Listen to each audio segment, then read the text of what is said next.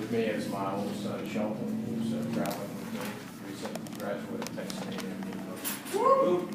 I am now candidate for Attorney General, with Greg Alvin running for governor. I'm running for the seat that he will be leaving. Originally from Houston, I grew up in Baytown, actually Highlands, if you know where Highlands is. Oh yeah. We didn't have a high school in Highlands, so I went to high school in Baytown. My parents moved to Baytown area in 1957, and lived there for most of their life until recently when they moved to Bronzeville. I've also been the chairman of the Public Utility Commission, where I was the second longest serving PUC commissioner in the history of the commission.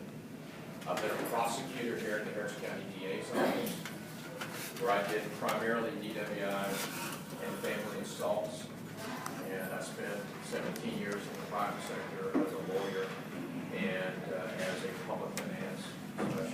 So I'm passionately Second Amendment. Heidi and I talked about this A+ rating from the NRA, because not only do I have my own CHL, but I've been training our Railroad Commission employees with the help of Ed Sanchez to get their CHL endorsed by Texas Life. Almost half of the state Republican executive members have endorsed me, including me in the third year. So I know you all want to talk about one specific issue. I'm happy to talk about it. We have handed out some material on smart meters. This is an issue that came up in my Railroad Commission race last year. And many people wanted to blame the PUC for smart meter deployment. But two people who really got involved and took a look at this and publicly said this was not the PUC's fault, this was the legislature's fault, were Kathy Adams, who endorsed me last time for Railroad Commissioner, and Shelton has a copy of her quote, and Mark Ramsey, SREC member from Senate District 7, who is an engineer, also took a forensic look at this, went back and examined all the history, House Bill 2129, House Bill 3693, everything that the legislature did, everything the PUC did, and put out on his blog last year, this was not the PUC, this was the legislature. Since that time, David Bellows and Bob Price, the Texas GOP vote, have also dived into the issue as well. We give you copies of the recent articles that Bob and David have written. To tell you where the status of all this is, the PUC, of which I've now been gone almost 2.5 years, the PUC has recently voted to allow citizens to opt out of having a smart meter. I sent a letter to them a week before they made that decision. You have a copy of them asking them to allow an opt-out.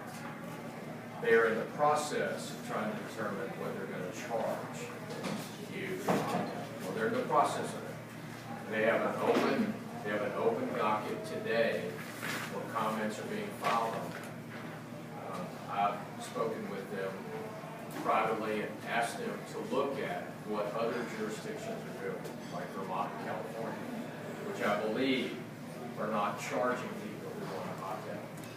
So this decision will probably be made in the spring by the PUC on what they're going to do on the charge. My recommendation has been no charge. You should be able to get your meter back. You probably will have to pay a fee for the meter reading. That's my guess. That's probably where they're going to come out. But you should be able to get probably a monthly fee for the meter reader. Meter readers are required. The law requires the meter reader to read your meter once every 3 months. So it's not every month. And the reason for that is you want to make sure that when you're paying your bill, you're actually paying for the electricity that you're consuming, not for some estimate by the utility company. So that's why the meter reader has to come once every 3 months. Is that true for rural areas? I don't know. The PUC doesn't have no regulatory authority over co-ops, which is what serves most of the rural areas. Why do they think they need to charge a fee when we're not paying a fee before? were paying for meter readers. It was embedded in your monthly bill. It's probably still embedded in there and they're not reading the meter, but that's. So they're gonna charge us twice? Yeah, this will be a determination by the PUC, but you shouldn't be paying for a meter reader if they're not reading your meter. But when they were reading your meter, you were paying, it was just part of your overall bill. It wasn't broken out. So see, there's no way for us to see if they've taken that out. We're probably still will be paying twice. So anyway, just to be, you've always paid for a meter reader. You paid for a meter reader before, it was part of your bill, it's hidden. Now, I'm assuming, again, I haven't been there for almost 2.5 years, I'm assuming you're not paying for a meter reader, but you are paying a separate fee for the meter. You also paid for the old meter. I mean, you paid for everything you ever got. I can tell you that my house in Austin, which is governed by Austin Energy, not by CenterPoint, as you are here. Then in the last 3 or 4 years, I've had 5 meters on my house.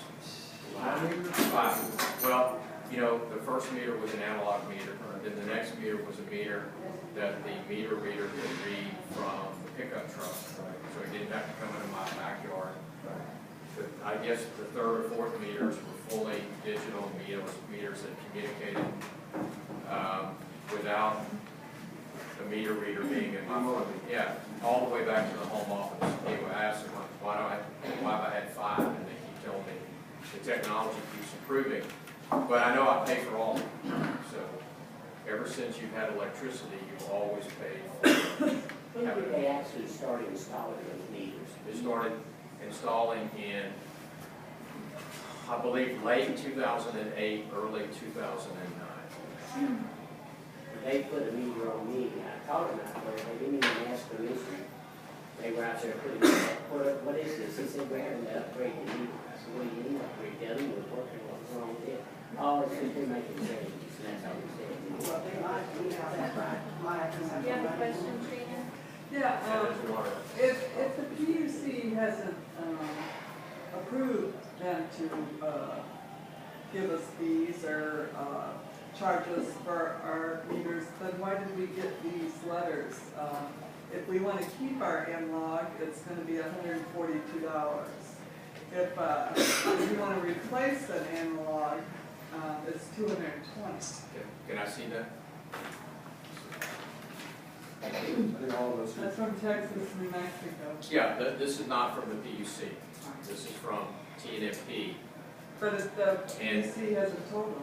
Here's my understanding, is that each of the companies have filed this with the PUC. But the PUC has not made a decision on it.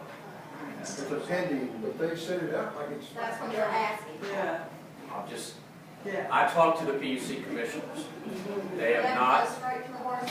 they have not made a decision. See, it says TNMP is seeking recovery. All right, so this is what they filed. And then it says persons who wish to intervene or comment upon these proceedings of docket 41901 should notify the commission of your wish to intervene or to file comments. So, Where do you go to file comments? What's it? yeah, you go to the PUC website and you would then look up this docket number, which is docket number 41901. yeah. This is Texas, New Mexico. yeah, these people are Texas, New Mexico, which only has a small sliver of service down here. Almost the rest of you should be CenterPoint customers, right? So is that docket number, does that apply to all of the services? I think it does. I Okay, think what was it again, please? 41901. That only applies to Texas. Is that only TNMP? Yes. Okay. There's a separate number for CenterPoint, there's a separate number for. Is it changing that on the? It's on Texans Against Smart Meters.com. So thank you. Is that number static or does it, can they change it? Once it's established, it won't change. So it is the 41,901st case they've had. So every time they open up a new case. Yes? I have a question for you, because I keep hearing the PUC, the politicians, everybody's passing the buck and passing the blame. So my question to you is this: what exactly is the the job of the PUC? And what exactly were you hired to do as the chairman of the PUC? PUC's job is to implement the laws as they are passed by the legislature. PUC is not a policy maker, it's a policy implementer. Were they originally established to protect the public? PUC was established in 1975 to regulate electricity rates.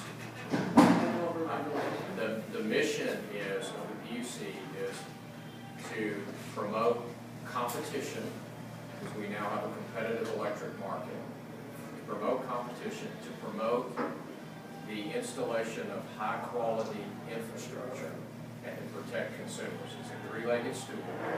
Promote competition, promote the installation of infrastructure like poles and wires. Where can we get the mission statement? It should be on the PUC website, but I know that it is posted next to the elevators when you step out on the 7th floor. These people that are on the PUC. Wait, I'm going to finish answering this. So, PUC takes the laws as they're given to us, or to them, I'm not on there anymore. And the two areas of jurisdiction are landline telecommunications and electricity.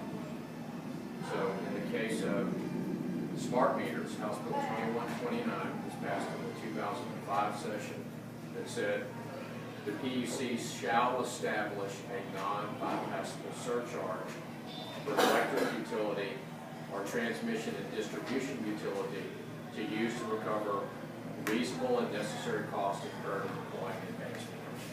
That was the directive. Use of the term shall, use of the term shall is mandatory. That's a legal term. It doesn't mean you can do it if you feel like it. It means you shall. So this was the first of two bills that were passed. The first one again is the shall, is the fee. If a utility were to come in requesting the deployment of smart meters, they of course want to charge a fee. And we were directed that we shall establish a fee. Non-bypassable means it's got to be paid. You can't bury it, you can't have it something paid by someone else.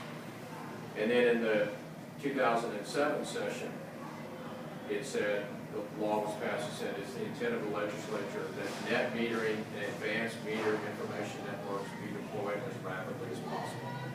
They also put in, I think it was in this bill, a requirement that the PUC would report before each legislative session the progress of the utilities in installing smart meters. What was the big thing about rapidly, where they would do it so fast that people would not be informed about it? So I didn't write it. I'm just reading it. It says, be deployed as rapidly as possible to allow customers to better manage electricity use, control costs, and facilitate demand response. So there's no shall there, right? In that part, it's not. It says it's the intent of the legislature that net metering and advanced metering information networks be deployed as rapidly as possible. The bill analysis, though, which is on the back of this page, the bill analysis on 2129 at the very bottom says, we highlighted that for you. Yeah. It says requires. This was the bill analysis for 2129. It says the bill, and then there's a lot of language, requires the PUC to develop a plan for deployment of smart meters that includes a surcharge to recover net cost. Then the second sentence, which we didn't highlight, the last sentence says the PUC must, that's mandatory, must conduct a biennial study on the effects of electric utilities to benefit from the use of advanced metering and metering information networks and present that study to the legislature. So they told us to do it, and they told us to report to them how it was coming along. This doesn't tell me that this is a mandatory requirement to install a physical installation. The requirement was the approval of the fee. The fee. Right. That's separate from the actual installation of the meter itself. The first part is the fee. So they come in and they get the fee. The fee is associated with installing the plant. That's what the 2129 shall establish a fee for the installation of. So they got to come in, request a fee along with an installment plan. Nothing happened after the 2005 session. So in the 07 session, they came back and said, we need for you to do this as rapidly as possible. That's a separate bill. That was a separate bill. When I was 507, the public was asleep. I have a question for you. You said that the PUC's job is to implement laws passed by the legislation. I have Dennis Bond's legislation right here on page 6, line 26. It says, a program that encourages the deployment of advanced electric meters. That's HB 21. That's, HB 2129. I don't know what section you're reading, but I can tell you It's, this. okay, it's section What I can tell you is that there's, 31005. Then I also have a letter from Dennis Botman. well, of course you have a letter from Dennis Bonham. Dennis Bonham is trying to shift the blame from Dennis Bonham to the PUC. Oh, you know that's true. That's very fine. That's totally, that's totally. He loves writing. So you're saying to me that his bill that he wrote, and it says right there suggested, It suggests, it says shall. The language says shall. The PUC shall establish a charge for the recovery of the implementation of So, structure. that's not what this bill says. Well, it says, It's in another an section. You don't entity have the to whole which bill this there. section applies shall consider establishing customer option. You don't, that's not the whole bill. There's a section in the bill. Well, I understand, but isn't this section of the bill legit?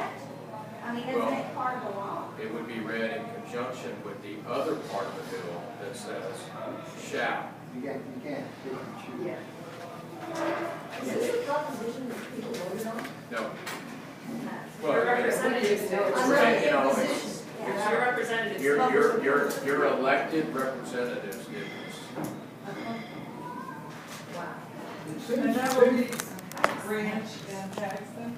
Well, these bills were passed They were passed unanimously. 146 to 0 on 2129 with both Branch and Paxton. So good old boys all got on the plane. So, Branch and Mr. Paxton. Smitherman, so you were not in the legislature? Right. Okay, so you're not involved in passing laws? Correct. You implement. Correct.